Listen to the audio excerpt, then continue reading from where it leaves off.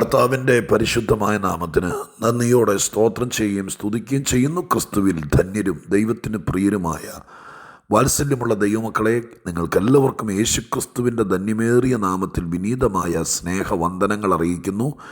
സ്വർഗത്തിൽ അടങ്ങാത്തവനും താൻ മാത്രം അമർത്യതയുള്ളവനും അടുത്തുകൂടാൻ കഴിയാത്ത വെളിച്ചത്തിൽ വസിക്കുന്നവനുമായ മഹാദൈവം നമ്മെ ചേർത്ത് പിടിച്ച്, നമ്മെ സ്നേഹിച്ച്, നമ്മളെ കൈപിടിച്ച്, നമ്മെ ധന്യതര ഉള്ളവരാക്കി തീർക്കാൻ എന്നും നമ്മോട് കൂടെ വ്യാപരിക്കുന്ന ആ ദൈവത്തിൻ്റെ വലിയ കൃപകൾക്കായി, ദൈവത്തിൻ്റെ സാന്നിധ്യത്തിനായി നന്ദിയോടെ സ്തോത്രം ചെയ്തുകൊണ്ടും ഓരോ ദിവസത്തെ അവസ്ഥയറിഞ്ഞ് നമ്മോട് സംസാരിപ്പാൻ ദൈവം മനസ്സ് വയ്ക്കുന്നത് കൊണ്ടും നമ്മുടെ ദൈവത്തെ ഒത്തിരി സ്തുതിച്ചുകൊണ്ട്, സ്നേഹിക്കുന്ന കർത്താവിനെ വാഴ്ത്തി പുകഴ്ത്തിക്കൊണ്ട് ഇന്നത്തെ ദൈവിക ചിന്തയ്ക്ക് ആധാരമായ വേദവാക്യം വായിച്ച് അല്പം ചില കാര്യങ്ങൾ ദൈവികതയിൽ നിന്ന് പറയാൻ കർത്താവിൽ ഞാൻ ശരണപ്പെടുകയാണ്.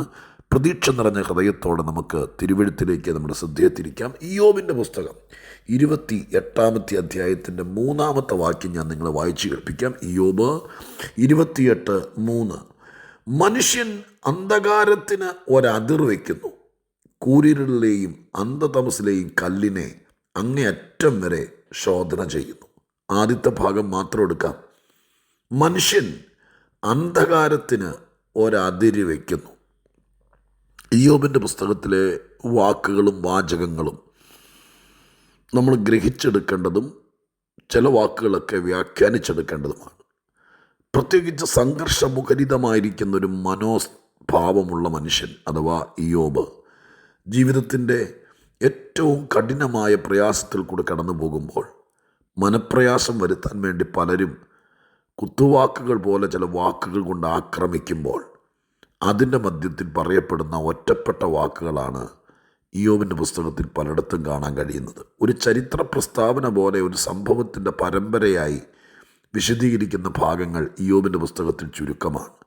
പിന്നെയോ ആശയവിനിമയങ്ങളും വാക്കേറ്റങ്ങളും തർക്കങ്ങളും ഒക്കെ ഇതിനകത്തുണ്ടെങ്കിലും ഇയ്യോബിൻ്റെ സംഭാഷണത്തിനകത്തെല്ലാം, സ്നേഹിതരുടെ സംഭാഷണത്തിനാണെങ്കിൽ പോലും ഒറ്റവാക്യത്തിലെ പ്രയോഗങ്ങൾ ഒത്തിരി ഉള്ളൊരു പുസ്തകമാണ് ഇയ്യോബിൻ്റെ പുസ്തകം. നിങ്ങൾ ശ്രദ്ധിച്ചിട്ടുണ്ടായിരിക്കും എന്ന് ഞാൻ വിചാരിക്കുന്നു.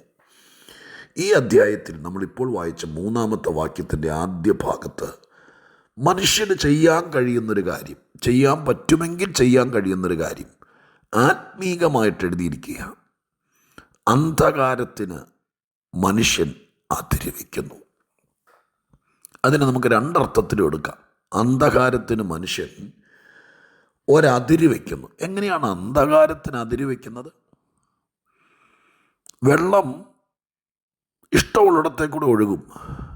ആ ഒഴുക്കിനെ തടയാൻ സാധാരണ നമ്മൾ കണ്ടിട്ടുണ്ട്, മണ്ണ് വെട്ടി വെച്ചും മട കെട്ടിയും ചിറ കെട്ടിയും അണക്കെട്ട് കെട്ടിയുമൊക്കെ വെള്ളത്തെ തടയും, അല്ലേ? മുറ്റത്തേക്കൂടെ വെള്ളം കയറി ഒഴുകുവാണെങ്കിൽ മഴ പെയ്യുന്ന സമയത്ത് അമ്മയും അപ്പനും പണിക്കാരൊക്കെ ചെയ്യുന്നത് കണ്ടിട്ടുണ്ട്. നമ്മുടെ മുറ്റത്തേക്ക് വരാതിരിക്കാൻ ഒരു ചെറിയ തൂമ്പ കൊണ്ട് മണ്ണ് വെട്ടി ഒരു വരമ്പ് പോലെ വെച്ചാൽ വെള്ളത്തിനൊരതിര് വെച്ചു വെള്ളം വേറെ വഴി കൂടെ പോകും. തോടൊഴുകി വരുന്നത് കുത്തിക്കയറി നമ്മുടെ പുരയിടത്തിലേക്കോ നമ്മുടെ പാടത്തേക്കോ കയറി വരുവാണെങ്കിൽ ചിറ കെട്ടുക എന്ന് പറയും. ചിറ പഴയ ആളുകൾക്കറിയാം. ചേറും ഇതെല്ലാം കൂടി കുത്തിവെച്ച് ചിറ കെട്ടും, പിന്നെ അങ്ങോട്ട് കയറിയല്ല. അണക്കെട്ടെന്താ? മനയിൽ നിന്ന് ഒഴുകി വരുന്ന വെള്ളത്തെ വേറൊരു വഴിയിലേക്ക് പോകാതെ അതിര് വെച്ച് കെട്ടി നിർത്തുക. വലിയ അണക്കെട്ട്.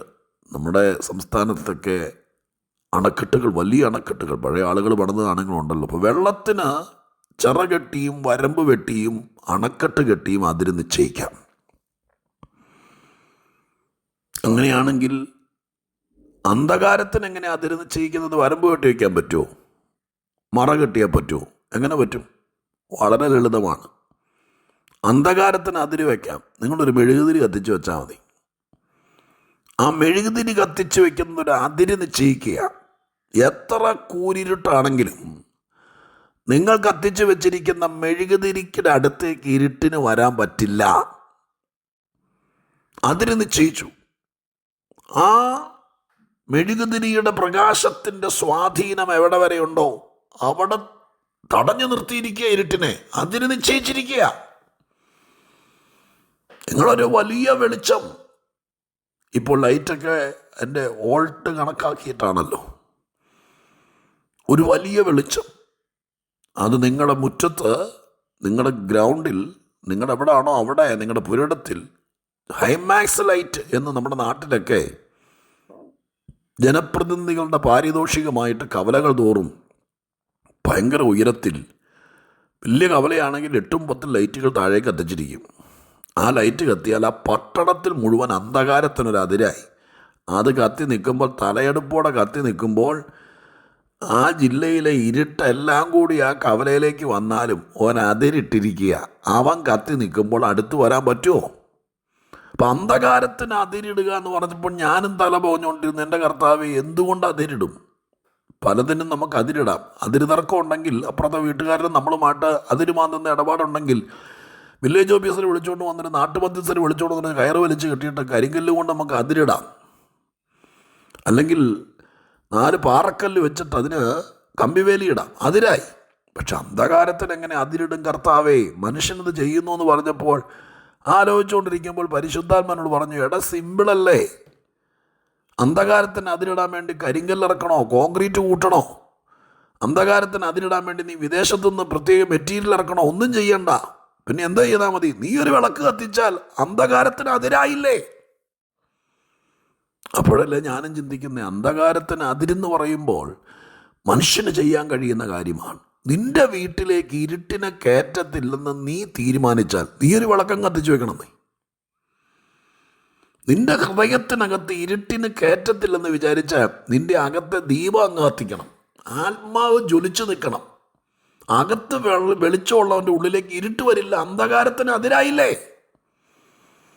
അപ്പം അന്ധകാരത്തിന് മനുഷ്യൻ അതിരിടുന്നു എന്നത് വാസ്തവമാണ്, അത് സംഭവ്യമാണ്, അത് നമുക്ക് ചെയ്യാൻ പറ്റുന്ന കാര്യമാണ്. ഇത് നമ്മുടെ ദൃഷ്ടിയാൽ കാണുന്ന സത്യം. ഇനി ഇതിനെ ആത്മീകമായിട്ട് ചിന്തിക്കണം. മണ്ണെണ്ണ വിളക്ക് കത്തിച്ച് വെച്ചാൽ അതൊരാത്മീകമാകുകയില്ല, മെഴുകിരി കത്തിച്ചാലും ആകുകയില്ല. വേദപുസ്തകത്തിനകത്ത് അന്ധകാരം, ഇരുട്ട് എന്നതൊരു പ്രത്യേക വസ്തുതയാണ്. ഉൽപ്പത്തി മുതൽ വെളിപ്പാട് വരെ വിശുദ്ധ ബൈബിളിനകത്ത് 2 കൂട്ടർ തമ്മിലുള്ള സംഘട്ടനമാണ് ഒരർത്ഥത്തിൽ ചിന്തനീയം. ഇരുട്ടും വെളിച്ചവും തമ്മിലുള്ള പോരാട്ടമാണ്. പിശാചും ദൈവവും തമ്മിലുള്ള പോരാട്ടമാണ്. സത്യവും മിഥ്യയും തമ്മിലുള്ള പോരാട്ടമാണ് വിശുദ്ധ ബൈബിളിലെ ഉള്ളടക്കം. പാപവും പാപപരിഹാരവും അത് വിശുദ്ധ ബൈബിളിലെ പ്രമേയമാണ്. ജീവനും മരണവും, ഇങ്ങനെ 2 വാക്കുകൾ തന്നെ, ഓപ്പോസിറ്റ് പോളിൽ നിൽക്കുന്ന 2 വാക്കുകൾ തമ്മിൽ ഒരുപാട് വിശേഷതയേറിയ പദങ്ങൾ വിശുദ്ധ ബൈബിളിൽ നമുക്ക് കാണാൻ കഴിയും. അതിലിരുട്ട്, അന്ധത, അന്ധകാരം എന്നൊക്കെ പറയുന്നത് പൈശാചികവും ദുഷ്ടാത്മവുമായിരിക്കുന്ന പ്രവൃത്തിയെക്കുറിച്ചാണ്. അതിങ്ങനെ അതിരില്ലാതെ കയറി വരും, എങ്ങോട്ടും കയറി വരാം. കൊട്ടാരത്തിലും കയറാം, കുടിലും കയറാം, പള്ളിയിലും കയറാം, എവിടെയും കയറാം.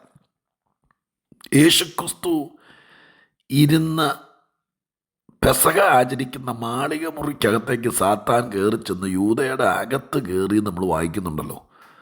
അപ്പം ആര് ഇരുന്നാലും അങ്ങോട്ടൊക്കെ ചിലപ്പോൾ കയറി വരാം. ചില സന്ദർഭങ്ങളിൽ എവിടെയും കയറാം ഇരുട്ട്. ആരോ പറഞ്ഞൊരു സ്റ്റേറ്റ്മെൻറ്റ് ഞാൻ കഴിഞ്ഞ ദിവസം എൻ്റെ ഡയറിയിൽ എവിടെ എഴുതി വച്ചിരിക്കുന്നത് ശ്രദ്ധിച്ചു. ഇരുട്ട് എന്നൊരവസ്ഥയില്ല, പിന്നെയോ വെളിച്ചമില്ലാത്ത സ്ഥിതിക്ക് വിളിക്കുന്ന പേരാണ് ഇരുട്ട്. ശരിയാണത്. ആത്മീകമായിട്ടും ഇരുട്ടെന്ന് പറയുന്നത് പൈശാചികവും അന്ധകാരം എന്ന് പറയുന്നത് ദുഷ്ടാത്മ ശക്തികളുടെ സാന്നിധ്യവും സന്നിവേശവുമാണ്. അതിന് നിശ്ചയിക്കാം എന്ന് ബൈബിൾ പഠിപ്പിക്കുന്നു. എങ്ങനെ നിശ്ചയിക്കാം?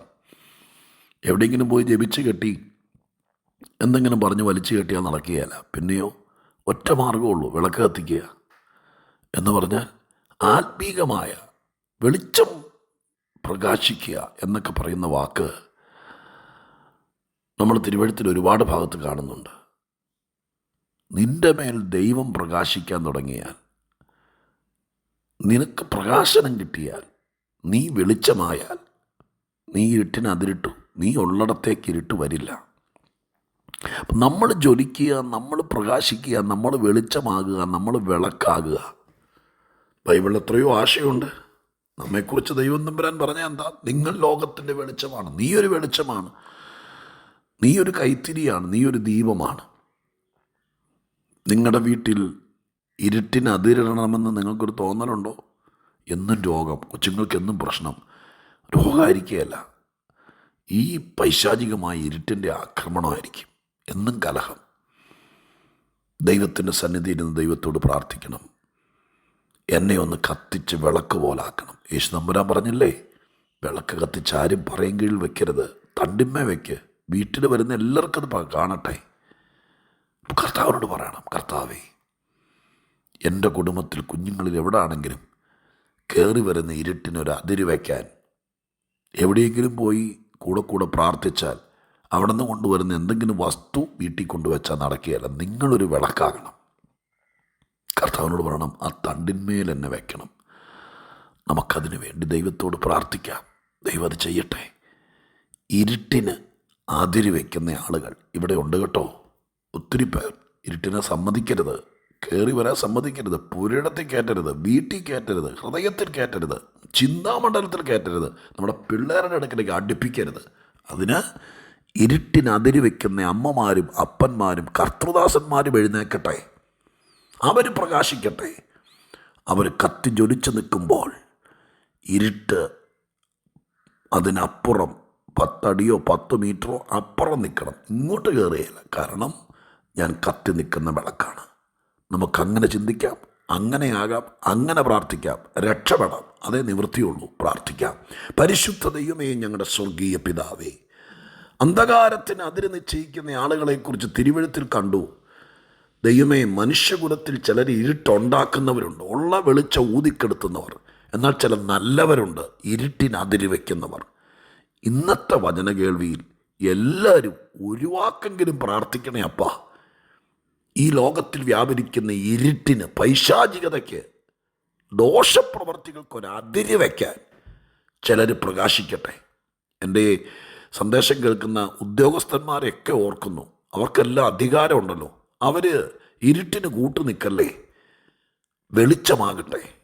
എല്ലാവർക്കും, police officers, gazetted officers, government ഉദ്യോഗസ്ഥന്മാർ, അധികാരികൾ, എല്ലാവർക്കും വേണ്ടി പ്രാർത്ഥിക്കുന്നു. ഇത് കേൾക്കുന്ന എല്ലാവർക്കും വേണ്ടി. അവർ ഇരുട്ടിന്, ദോഷപ്രവർത്തികൾക്ക് അതിര് വയ്ക്കുക. അവരുള്ളിടത്ത് ദുഷ്ടൻ്റെ പ്രവൃത്തി നടക്കരുത്, അനീതി നടക്കരുത്.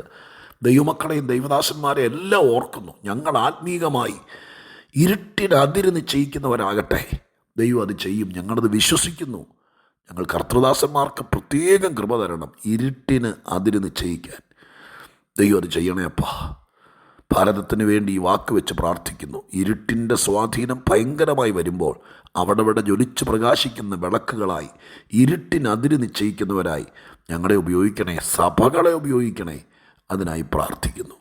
ഇത് ഗ്രഹിച്ചവർ പ്രാർത്ഥിക്കുമ്പോൾ അവർ തണ്ടിന്മേൽ ശോഭിക്കുന്ന വിളക്കുകളാകട്ടെ. പ്രാർത്ഥന കേട്ടതിന് നന്ദി. യേശുവിൻ്റെ നാമത്തിൽ തന്നെ.